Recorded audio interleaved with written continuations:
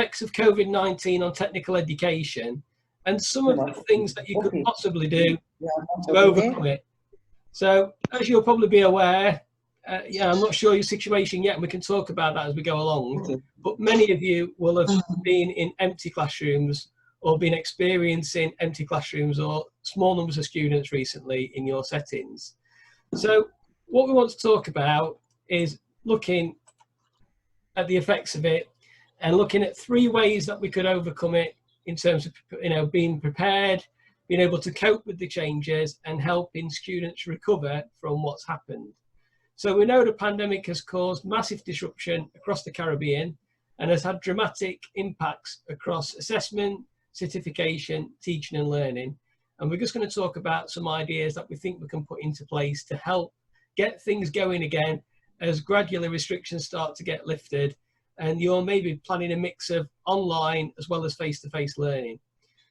The big difficulty that you've got when you're doing something like TVET is that because TVET is primarily practical and prepares people for work, many aspects of online learning are particularly challenging, and remote learning is very weak as a substitute in some instances. And therefore, you're probably looking now at doing some face-to-face delivery back on site, as well as some remote or distance learning or online learning. And we've been doing that in the UK, and Gav's joined me today to talk about some of the reflections that we've got from dealing with this. And also we want to talk to you about some of your experiences. So this is what we're talking about. And I've come up with the idea of looking at preparing, coping and recovering. And this comes as an idea from how educational settings have dealt with other things such as Ebola when they've been dealing with the effects of those. So if we looked at COVID as a similar thing, we'd be able to look at 3 steps to getting ready and dealing with education again. And the first step being prepared for having students back. Then the next stage really talking about how we cope with having them back and the limitations that we might have in place in our centres. And then how we recover the curriculum for the time that we've lost and for the loss that we've had in other ways. So I know a few people are just joining us and hopefully you'll get to catch up. If you've missed anything at the start, you'll be able to join in. There's a recording of this, you'll be able to play it back and listen to what we talked about. But just talking about the major effects that the pandemic has had across the world, including the Caribbean, and we're seeing dramatic effects in the UK where we haven't had any students in classrooms from March the 20th until June the 15th, where some students have now gone back for assessment and for very limited purposes only. So they're the 3 things that we're going to focus on. And we're going to do something called breakout rooms. So we're going to put you into some breakout rooms in a while, and you'll get to talk to each other about some of the things that you've been dealing with, some of the ways that you're tackling the crisis, and some of the things that you're doing to help get learning back on track. So if we look at how we manage it, well, the advice is that from sort of like the world organisations is that we should be asking the professionals, the educators, to assess what the impact's been and what we need to do to get things back on track. So there's not really a single framework for transitioning back into education, but it needs to be built on trust between teachers and managers and looking at the pedagogy and the practice and what we need to be doing within our assessments to make sure we can meet what's required and that what we do is fair and equal to all students. So what we're looking at really is making sure that we're identifying clearly between us what we think we need to do and how we can put that into place to make sure that students and trainees are getting equal opportunity. And we know that when we've started to deliver some online or remote learning, that those equal opportunities become quite difficult and hard to manage, because some people will have access to computers, some people have access to phones and 4G and 3G, and others won't. And we found in the UK that lots of young people don't have computer access, and therefore trying to do some online learning has proved very problematic and meant that the most disadvantaged people in the country have been disadvantaged further. And that might be the same with a number of your trainees, that with all good intentions we've tried to move things online, but they haven't been able to engage with us.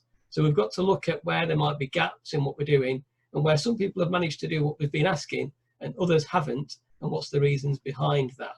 So when we look at the first element of this, we're looking at preparing. Some of you will already be at centres that have reopened, and some people will be preparing to reopen.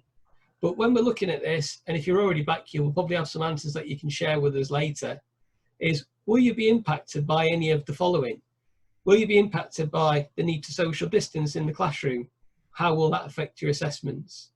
Are students coming in on a reduced timetable to limit the amount of people on site? Do you have problems with people sharing equipment? Lots of practical subjects require equipment to be shared. That's really not hygienic and the way that we could do things at the moment. And how long do we need to clean down equipment before the next session? And the other one is, do we have the inability for some students to come in because it's actually too risky for them to be in a setting with a number of other people? So how are we going to factor in any learning for those people? So thinking carefully about preparing to reopen is going to be really important. I've just seen on the screen now, we've got 24 of us. So great to see so many of you joining us today. And we'll look at this more closely. And if you've only just joined, like I said, it's being recorded. You'll be able to go back through the slides later on and see where we are. So we're going to talk about preparing in some of these questions. And one of the things that we need to think about when we're preparing is a number of questions in terms of preparing to go back and thinking about what are the things that you need to go back on site to deliver. So actually for young people, training is to come in and maybe feel that they're putting themselves at risk of being with other people.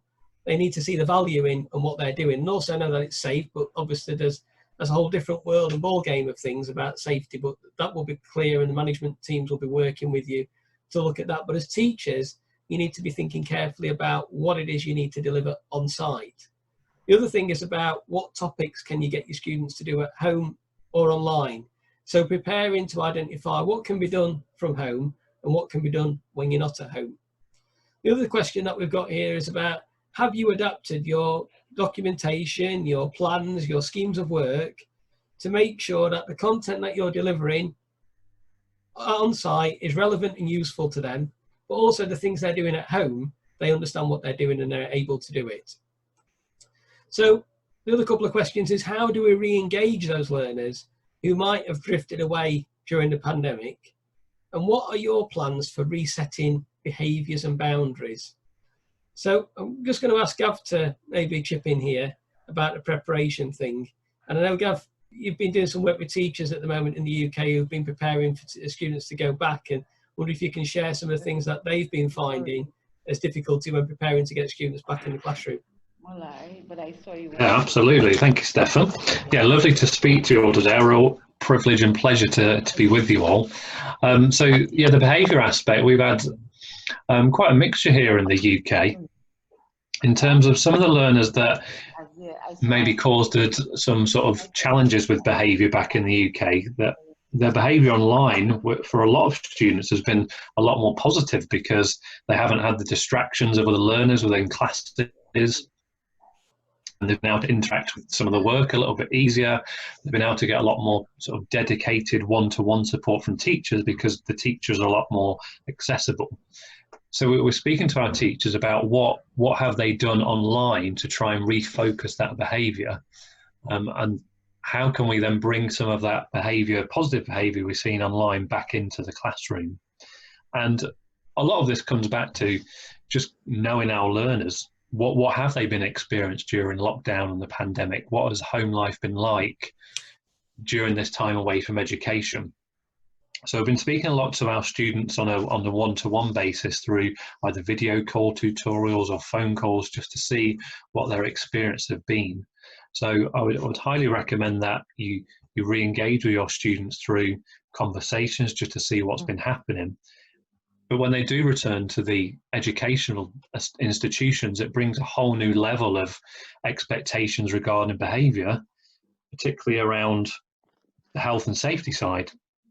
So back in here in the UK, the college has been reopened now for just over a week. There's some strict guidelines in place about social distancing, about hygiene side, about eating, drinking, going to the toilet. So some of the things that we would often take for granted with our learners, we found that we need to be a lot more, I don't want to use that sort of word, but it's something that we've had to bring into our language, is just to be more compliant, really. We try to keep things as liberated for our students as possible, but we've had to find that we need to be a lot firmer, and people know what's acceptable and what's not.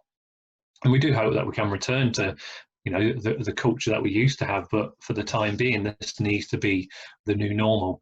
So just in summary, I'd ask you to think about your individual learners. What have they been experiencing? How have they been behaving offline compared to in the classroom? If that's been positive, why is that?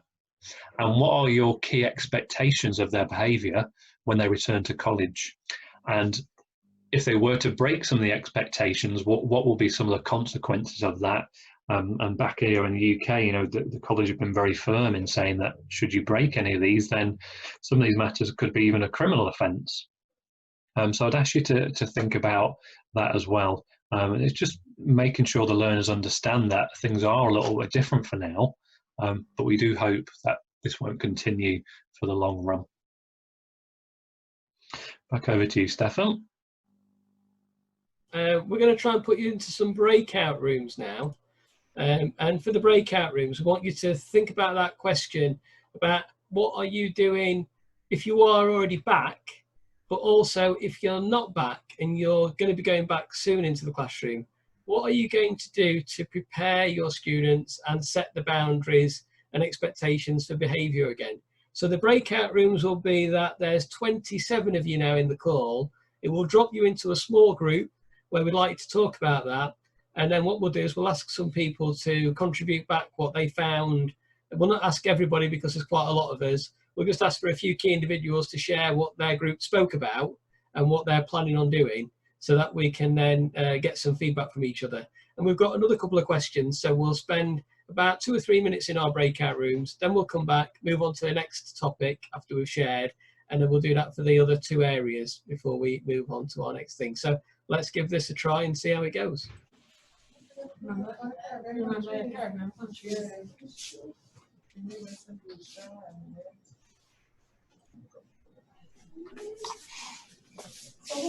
Okay, welcome back everybody. I hope your breakout rooms went well.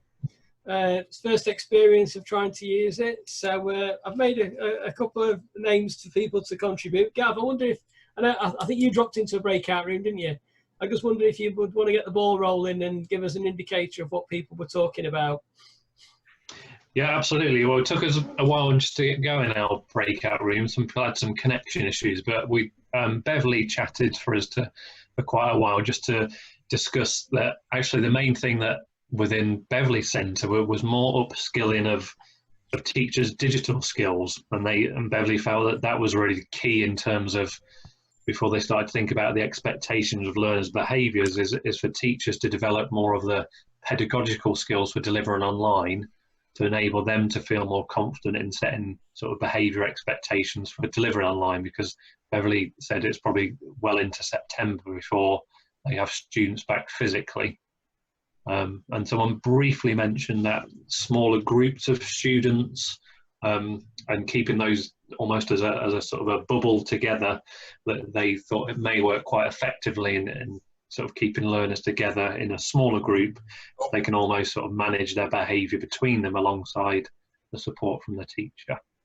Great, thanks Gav. I noticed Victor is on the call, and Victor, you're based out in Grenada, aren't you? I just wondered if you could tell us what's happening out in Grenada in terms of classes being back, and what's happening at your centre and what you've been doing about behaviour, or what people told you as well on your call. Yes, good to be in, Stefan. Nice to see you. Nice to see you, Victor.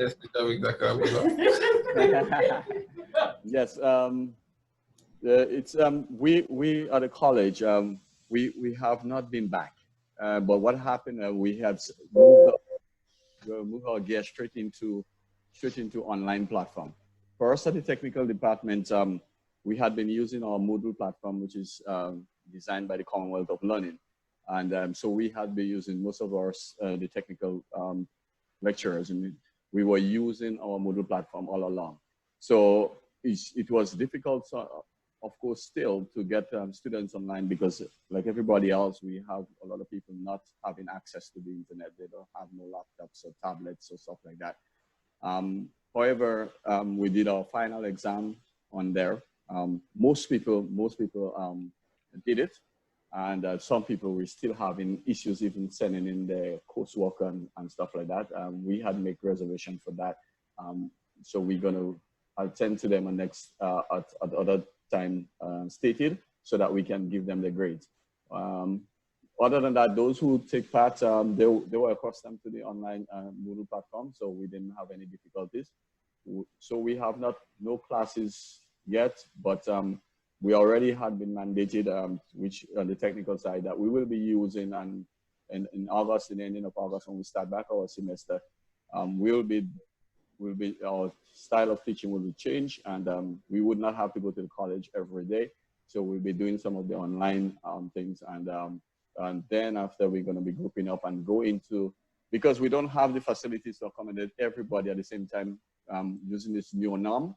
So therefore, we will be having different groups going in at different days to do demonstrations and stuff like that. So that is at the moment.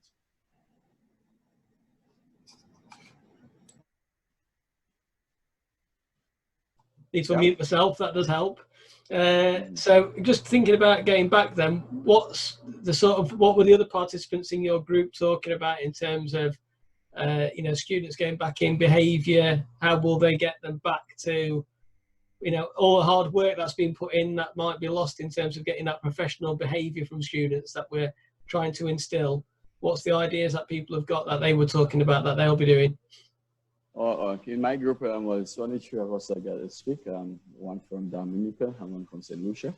I'm sorry, I forgot the names. But the one from St. Lucia, they're back in actually already, and putting things in place in terms of the social distancing and so forth, and getting things started working. However, the young lady from Dominica, she deal with students with special behavior and stuff like that. So normally she says that every time they go back in, they would have to look at different boundaries and stuff like that. And so therefore it could be difficult. However, she said that I think when the semester start back, they would be doing it again. So that's what we come up with, I think. Thanks, Victor. That's great.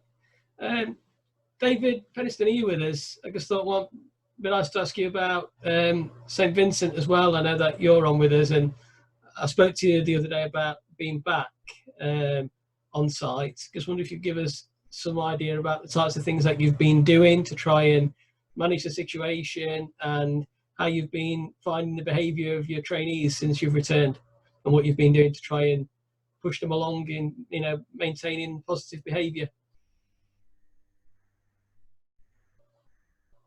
Then if Dave's there, he's on mute. Oh yes, good morning everyone. Well, greetings from St. Vincent and the Grenadines. Well, 3 of us were in a group, and there was someone from Grenada and St. Lucia. Things in St. Lucia, in Grenada and St. Vincent are quite similar. Our trainees returned about 4 weeks ago to the classroom, and we have been trying to adhere as much as possible to the different protocols that have been set down by the Ministry of Education and the Ministry of Health, such as the social distancing and the reduced space in the classroom, reduced timetables, right? We've had students coming in, maybe different groups, 2, 3 different times for the week. Well, this has been working somewhat, but in terms of the actual behavior of students, in terms of social distancing, right? I don't think it is working quite that so well. All right, I don't think students really fully understand that we are still not fully out of the woods, so to speak, right? But we have been getting a lot of the practical work done in the labs, right? We have done before coming back in the classroom. We have covered a lot of the content in terms of theory online. So it's made to focus on the practical activities, the assessments, and the IVs and EVs at the moment.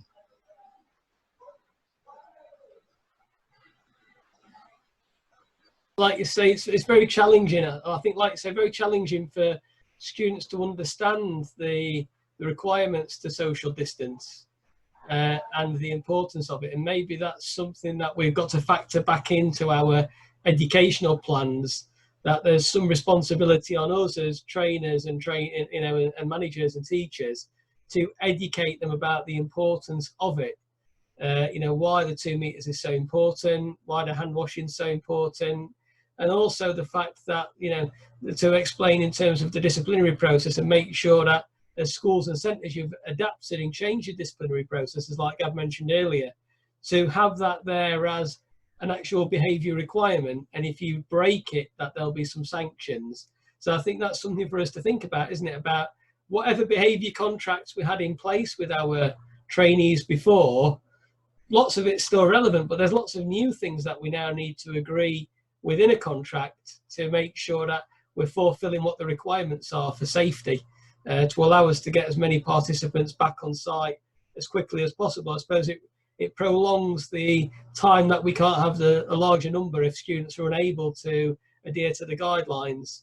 I don't know if you've got anything else you wanted to add, Gav, before we move on to the next thing from your experiences or other people's reflections.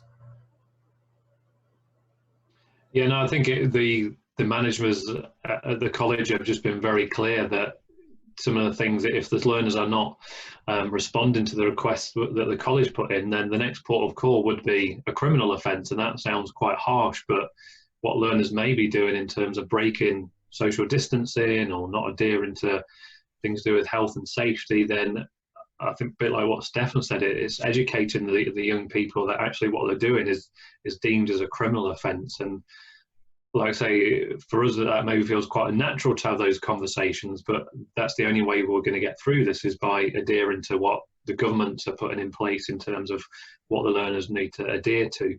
And those sessions you do get back with your learners is having those conversations with them that, we are doing this because of this reason.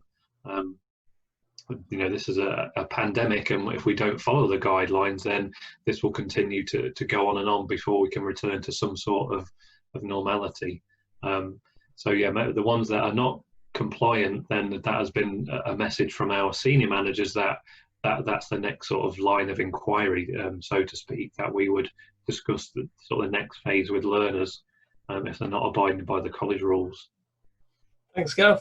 I'm just going to go back onto the presentation now, and we're just going to run through the next section of it.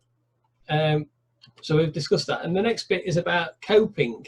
Now, we know that actually going back, and if you're not back already, or you've got students still working from home like Victor just shared with us, that when you do go back, there's lots of different things to consider, and like Mr. Penniston just spoke about there, social distancing, and that we probably need to risk assess the activities that we would be planning with students carefully to make sure we can actually deliver them, because some of the activities might naturally mean that students need to be close together.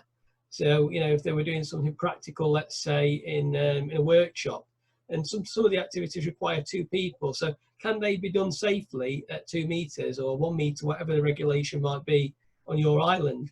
So we're going to need to think carefully about the subjects we deliver, and if we can't deliver certain modules because the assessments would require students to work closely together or be sharing multiple pieces of equipment, we may have to look at whether we can do alternative modules. So we're going to have to find a way to cope with this new way of working. So we're going to have to think a little bit more closely. So some of the questions that we've got here about, going back to Victor saying that lots of the learners still there in Grenada are still learning online. So what guidance have we given learners to make sure that they can cope with learning online or being able to do work from home? So the other part of it is, what support or guidance have we embedded into our sessions if we have got them back, where they're doing a mix of both sometimes coming into the centre and doing a little bit of remote learning? I don't want to use the words, online learning, because I think that we've got to think carefully that there's more than one way we can learn away from the campus, and not everybody's got access to online. That there's some talk about independent learning, and how are we making our students be able to be independent learners? The other thing I think about is gauging the powerfulness of your face-to-face sessions, thinking carefully about what can students cope with or trainees cope with at home? What are the activities that they would be able to do? And therefore the most complex activities would be the things that you would probably do in a face-to-face session where there's much more support available. The other part of it is about building that rapport, isn't it? You know, we're struggling to engage some people, you know, in learning again once they've had a period of time out, or struggling to engage them online. What's been happening? What have you done and what's worked really well to actually get them engaging with you, where you've had students that have maybe disappeared? How did you get them back? And what things are you trying where students just aren't really wanting to engage? They're feeling a bit flat, you know, we're sort of calling it the COVID slump, as I would deem it, that, you know, you've had a bit of a period out from your normal pattern of learning and you're struggling to get back into it. And it happens to a lot of people. It can happen when you, as you know, when people have time out from work, when they're off physically sick or unwell, to get back into work, or the pattern of it can seem quite stressful. So it's something to think about with the learners there. And then the other bit about assessment, we've been hearing about Victor saying small number of students will go back in for some assessments. But what assessments can we do remotely or away from campus, and how can we get that evidence, and what are you doing to allow students to complete assessments at a distance, or allow them to do it without you even being there, either sending you video clips or something like that of things that they've done. And you know, we're thinking that TVET is very practical, and what we're hearing from some countries abroad is that students are doing things like that, like sending a video clip of themselves, doing some stuff in their own house where it's possible, and only going in for assessments where they really need to. So the question that we're going to set for the breakout room is going to be, how can we adapt our assessment methods to allow social distancing, or how can we let that assessment be completely completed remotely? So are there any assessments that you've got that your students could do without you needing to be there, that don't require to be done on site? What could you let them do? And if it's something that's practical, have you thought about a different way to do it? Have you thought about changing that module? If students don't have a computer and they normally make these great big portfolios, have you thought about getting them to record some discussions and things like that, instead of creating lots of typed up work where they don't have a computer to do it? So we're going to put you into a breakout room and ask you to sort of have a chat and a discussion about that, and when we'll ask a few people what their groups talked about. And some of you may have already been adapting your assessment methods already, and you can talk about what you've done to allow students to complete their CVQs that's been different to what you would normally have done.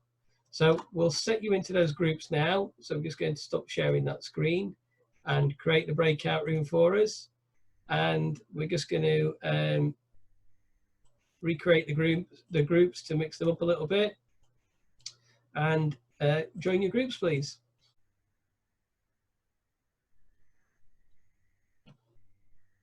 Okay, thank you, everybody. It looks like we're all back, which is great.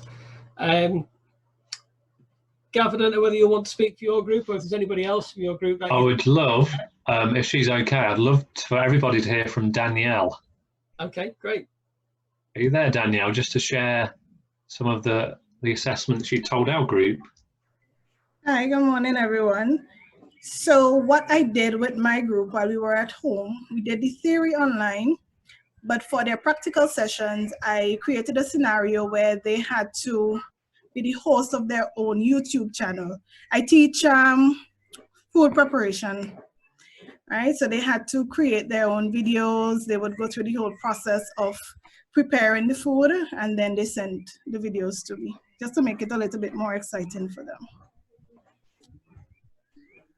Fantastic, thank you. Sounds like really creative ideas. So that's the type of thing that we really need people to be doing now. And I think even long term, these ideas of, you know, students doing a bit more from home, doing some alternative assessments are really great, really engaging, and should motivate them more within their studies. So that's really great. Thank you for sharing that. Clayton, I know that you've got a few people in your room with you that are listening into this. What sort of things have you been doing at your side? What did your group come up with?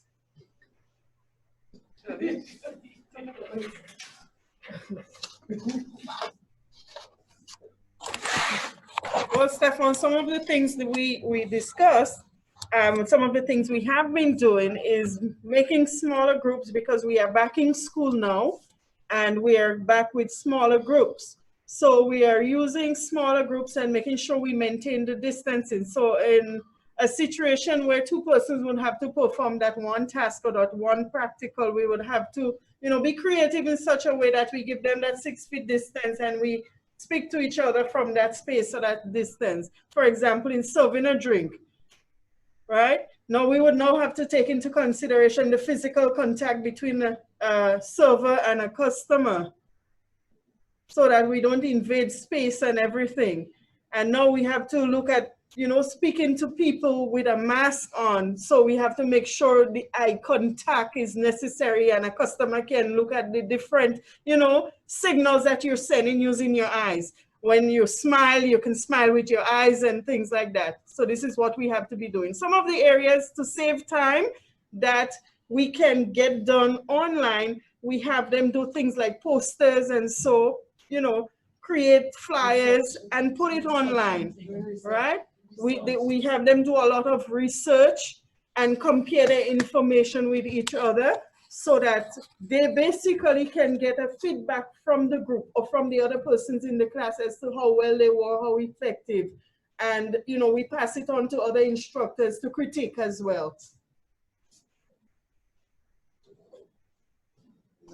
That's fantastic. Thanks for sharing that. That's something that I probably wouldn't have thought about, but the eye contact, really important, and to be looking at those other forms of communication. So great. Thank you for sharing. Is Beverly LeBlanc there? I don't know if she could share what her group were talking about. That would be great. I'm there. Oh, yeah. Hi, Beverly. All right. How are you? Well, I think one of the points that we suggested was having stagger assessments when they go back to the classrooms and have groups comes in small, like 2 by 2s rather than having large groups. So this is one of the suggestions. With me, one of the things that I suggested, because I use it with some of my adult learners in my other classes, that depending on the assessment, for example, they have to do a presentation on any particular topic, they could actually prepare a PowerPoint and record themselves, different persons record themselves and put it together. This is one way we could do it as a group. And I mean, the students are more technology savvy than we are. They know how to navigate around this technology. And so this is one of the areas, because I think social distancing is not as easy as it is, even for adults having difficulty doing the social distancing, so much more for these young people. So we explore a certain different ways in terms of having the assessment stagger. Somebody brought up the idea, what if they have to do something at home? We have to think of quality assurance. If they have to do something at home in their kitchen, will it really meet the standard that is required of the training as what would entail in the schools? So there are other factors that we also need to consider, even with this different presentation assessments.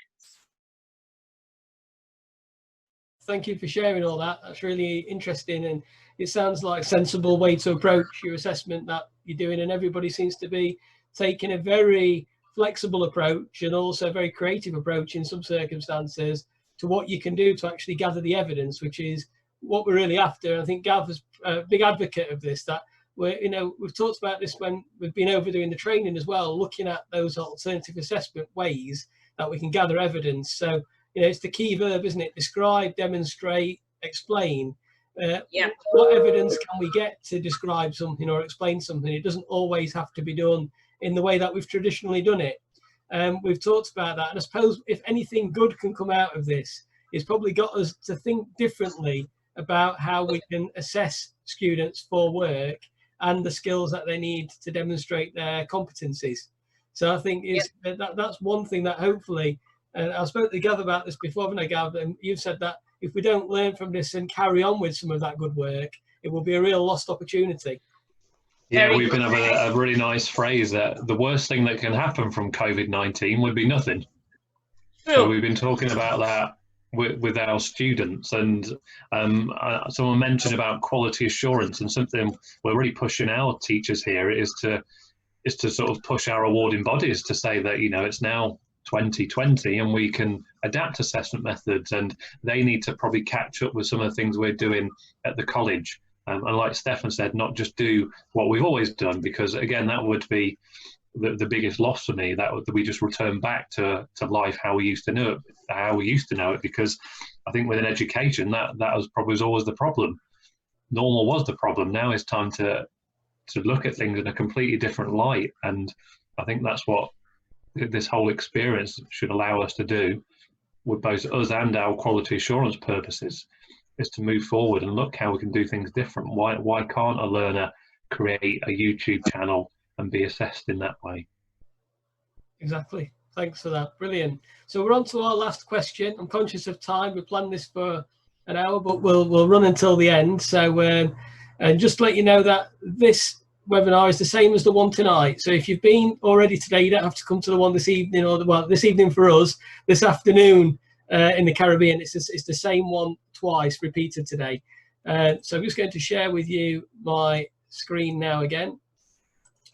And if we've looked at that one about how we can alter our assessment methods, and the final phase that we were talking about is the recovery phase. We know that online learning can be problematic, and we've talked about that there have been problems accessing it, and we really do need to get some face-to-face delivery back. That's the whole point of education. Online can't replace face-to-face delivery, and especially in TVET and technical skills, actually learning the practical skills needs to be done, you know, with the experts, with the teachers, and there's probably only so much that can be done via online.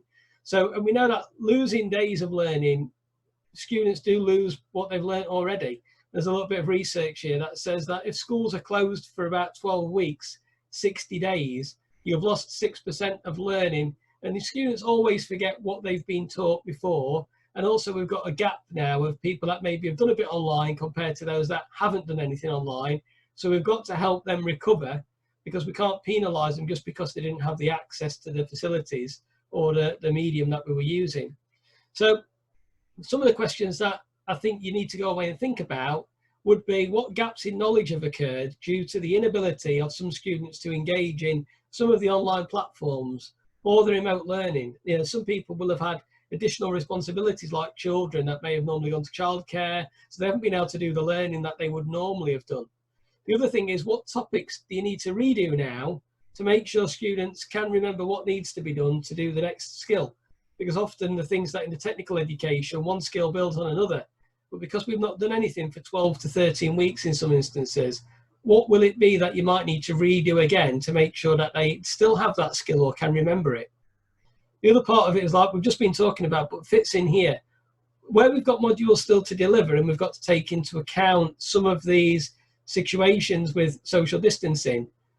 Are there some units that we just can't do? And if that's the case, we shouldn't be just saying, well, the student can't do a full CVQ because they can't do that unit. We've got to be thinking about, how do we recover it? What other units could we do instead that will allow them to complete the qualification? And, you know, just going back to that question, and this is the main one really, about where the gaps are in students' knowledge. What are they missing? What would you be thinking that they should have learned while they've maybe been remotely, that you're expecting them to come back with and they probably haven't got, that you're going to have to recover and cover again?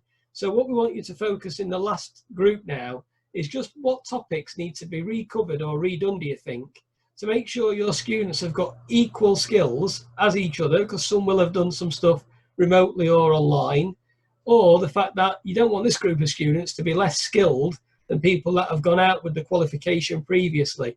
So what is it that you're going to have to focus on to make sure that they've got the skills that they need? So we're going to drop you into your last breakout rooms.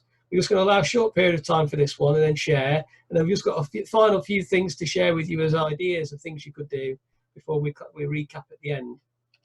So I'll just stop the share there and set you up into that room. And we're going to recreate the rooms again. And hopefully you get to meet some new people from different islands. It's great to have you all on because it gives us all a different flavour of what's happening in the different places. So enjoy your chat.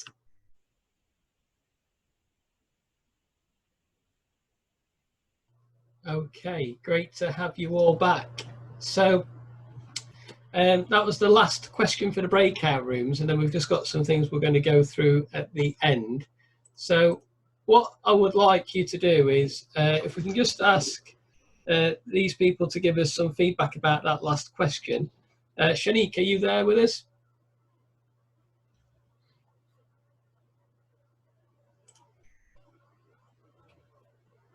I think she's somewhere. Yes, I'm here. Hi, Shanique. What did your group come up with for that one? What was the sort of thing you think students need to refocus on? Was there anything in particular coming through, or particular skills? For one of the instructors, she said that before the break that she had started service and they didn't have much practice, so that would definitely be something that they need to go over so that everybody is up to speed. Okay, great. What about yourself? Can you think of anything that they might need to work on or focus on? Okay, for my area, because it's more of a practical area, for the students being home for that period of time, maybe they forget certain things, so then back in the classroom we go over those little things so they kind of get back up to speed and ready to move on. Yeah, great. Dale, Neptune, what about yourself with your students at your centre at Newlow? Is there anything that you think that staff and people have been saying on your call that they need to work on?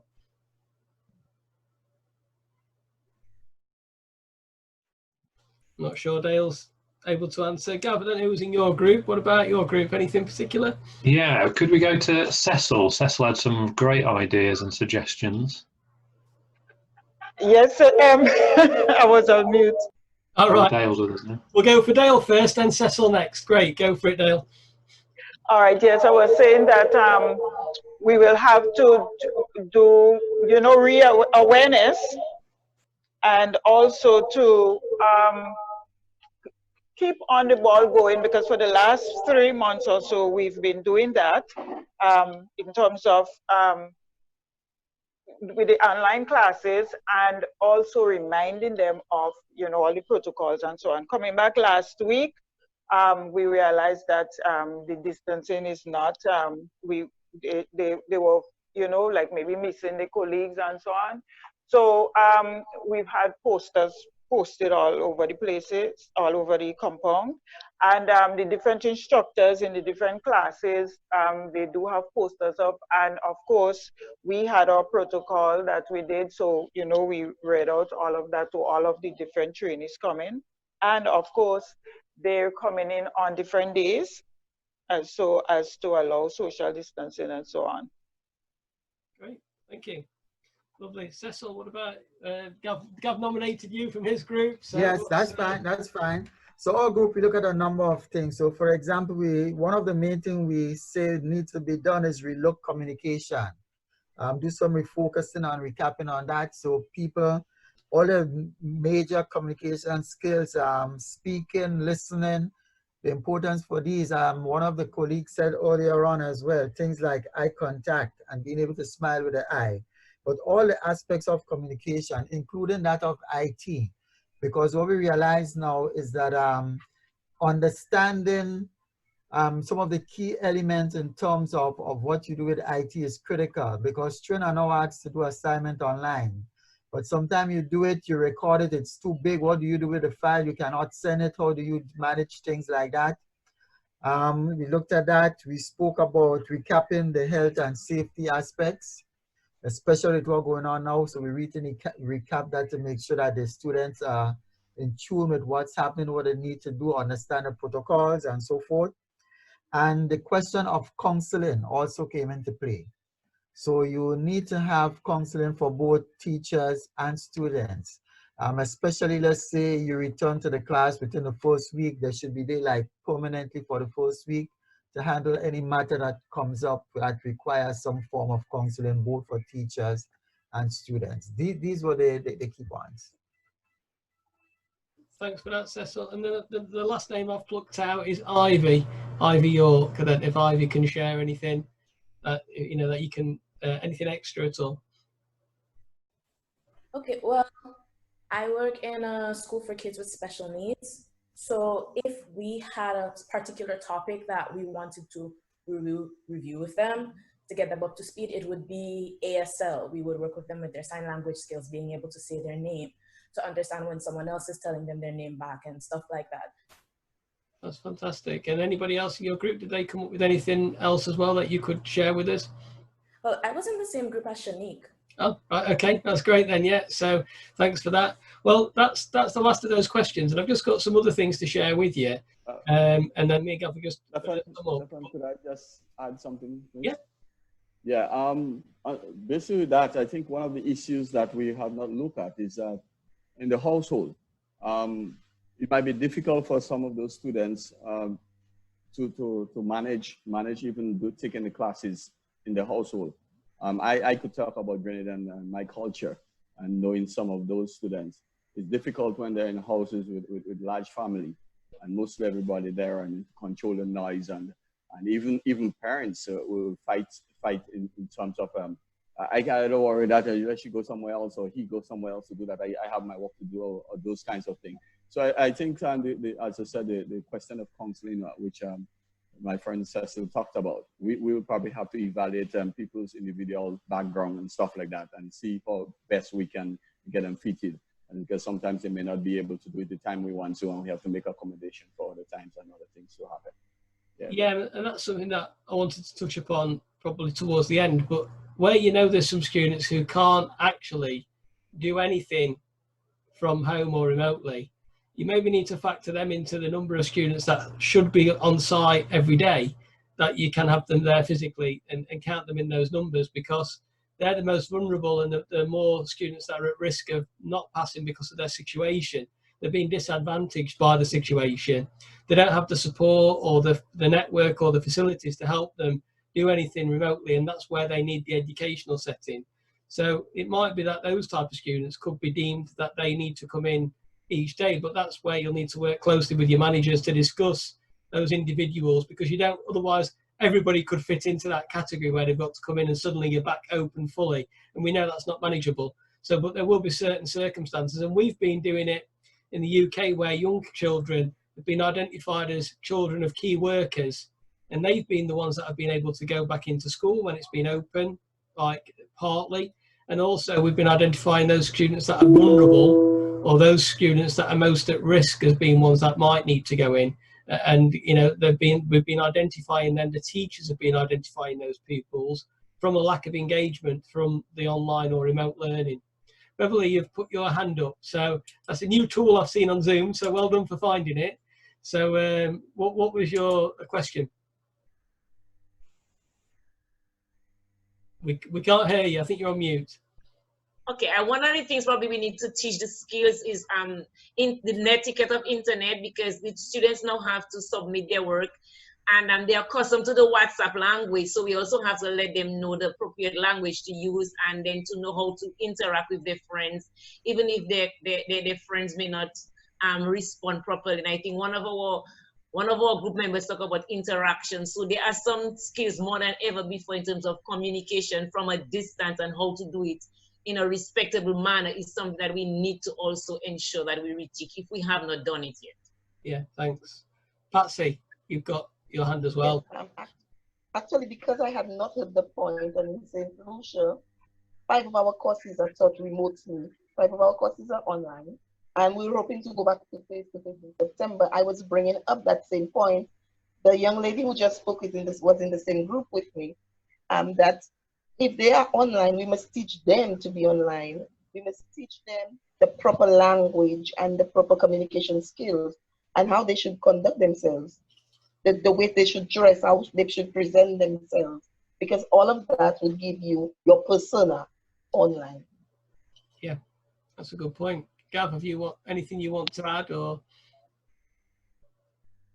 Yeah, I think we just had a meeting this morning actually, because here in the UK it was just sort of forced upon us, and there were no real expectations and boundaries for us as teachers and students. But we're having quite some lengthy discussions now here back in our college where me and Stefan work, that it may be that teachers have digital hours on their teaching timetable from September, maybe 2 or 3 hours a week. And moving forward, completely agree with Pat and Beverly there, that there needs to be some expectations for us as teachers. So things like, probably wearing our lanyard when we're delivering online, that our background might be blurred, and then same things for the students, that sort of social media language they might use with their students online through Instagram and Facebook actually when it's your 2 or 3 hours digital teaching hours online, that communication needs to be different because we're in more of a professional platform, we're in a learning environment. So I think these are just great reflections. These are things that we're all learning as we go along, and moving forward, we're all learn to get better at this. But yeah, completely agree with those reflections. They were very similar to a meeting where I was in this morning about that. Thanks, Gav. Yeah, so just the final things that I just want to share with you that I think that could be useful, and I'll send this round after, is that I think we need to, like we say, we talked about getting the right sort of mindset for behaving online. If we're going to have to carry on with some of this online or remote learning, which hopefully we won't have to for a long period, but we don't know, do we? We just can't see, we haven't got that crystal ball to see how things are going to pan out over the next few months. But we do need to get students and staff as well, in a way. We need to take ourselves to have this positive mindset that we've got to have a vision of how we're going to teach or do our delivery, but we need students to have a vision of what they want to get out of a course and how they're going to do it. And then the next thing, again, it comes about effort. They need to know how much work they're going to have to put in and understand the work, and we're going to have to put some effort in ourselves. It's all new to us. We're going to have to create new systems, new ways of delivery. We're going to have to practice our skills as well, just like the learners. Today is one of the first times I've done a Zoom in this way. I've been a participant in a Zoom like yourselves, but I haven't been a host of many. I've done a couple of meetings on Zoom, so I'm learning the skills. I'm practicing my way of doing things. And then the last thing we were talking about was attitude. You know, positive attitude. You know, we're going to have to work with this. We're going to have to accept it. Students are going to have to accept it as well, and we're going to have to work together to find a way to navigate through this different way of learning, this different way of education. So I think those 5 key things, we call them VESPA. It's a system I use with students to get them thinking. And what I've got here to share with you, which I'll send after, is what these type of questions are for students. You know, understanding yourself. What's your attitude? How do you deal with setbacks? What do you want to achieve? What do you want to study? These are some of the questions that we pose to students, and I'll send you this. But what we do is we want to see where students may be lacking some of the skills required to be, a good student, to be a success, really. And often the area lies in one of these parts, and it would be the same for us ourselves as individuals. If we're not succeeding somewhere, it may be down to one of these 5 things. So what is on the next slide is a questionnaire that I've designed that you can ask students to think about their views, their opinions on themselves and how they behave. Some of the questions could be adapted slightly to meet your needs, but if you follow the same pattern about what the question is asking, about trying your best, or I know that attending this course is the best thing for me, or signing up for this course, it gives them a score in each section. And I think we talked earlier about having that right mindset, understanding what's required and behaving in a way that you need to. If we can tell the students where their weakness lies, that they don't have a positive attitude towards their studies, their effort's gone down, their mindset's dipped, we can help them, and we can focus on the scores that are the weakest, the scores that are the lowest, in helping them becoming better students. And it will be challenging, and we will have obstacles that students will come to, but if we can know where the obstacles might be in terms of effort, systems, we mean by being organised, how do they organise themselves? Not coming into school if that's going to be the way that it's going to be delivered. From September still with some remote learning, being organised and having systems in place to know when your work's due and being able to do it are going to be really vital. And students who score lowly in the practice area, for example, would be the ones that maybe wouldn't do the work at home, they wouldn't practice at home. If they score low in systems, they might be disorganised, and they might not really have a to-do list or a calendar list. And if a student scores low on things like vision and attitude, it would indicate it might be hard for them to feel motivated to want to do that work remotely without that teacher's push there.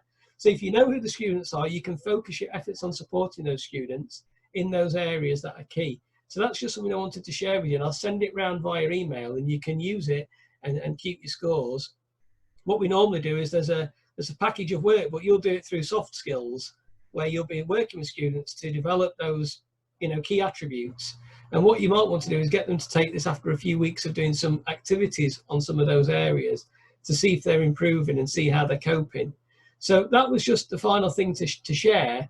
And I think it's been really great having some time with you. And I know that this has gone well beyond the hour that we'd planned, but I think it's been really great opportunity to discuss some ideas with people. And there is a chat function at the side. And if anybody's got any questions, if they don't feel that they can ask it or the microphone's not working, that's fine. If you want to raise your hand, we and Gav will try and navigate through some of the discussions. And you know, we're going to be in touch with all of you anyway, because we were at that point where CVQ certification was due when we were coming back in June. So each of you will be contacted about anything you need to do or sign to get your certificates for that. So you'll hear from me again anyway, but there's going to be some other Zoom sessions. We're going to repeat this one today, and then obviously after that, we're going to look at doing another day of Zoom sessions. And it might be that if people have found this really useful, we could look at some other topics and invite you back again, because I think it's been really nice to have a live session with you and talk through some stuff. Beverly, you've asked about the breakout groups. Going to pass you to Gav for that one. He found the solution for that. And yeah, I'm just typing in as we speak, Stefan. But yeah, Beverly, to answer your question as well, that if you have a Zoom account, it's just one of the many settings that you have to enable.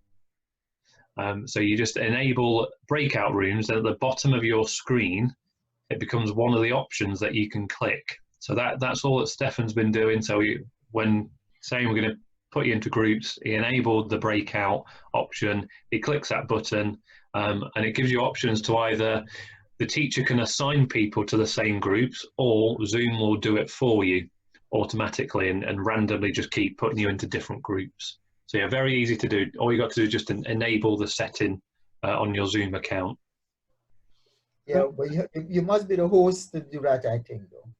Sorry, yes, and to be the host, yeah. Yeah.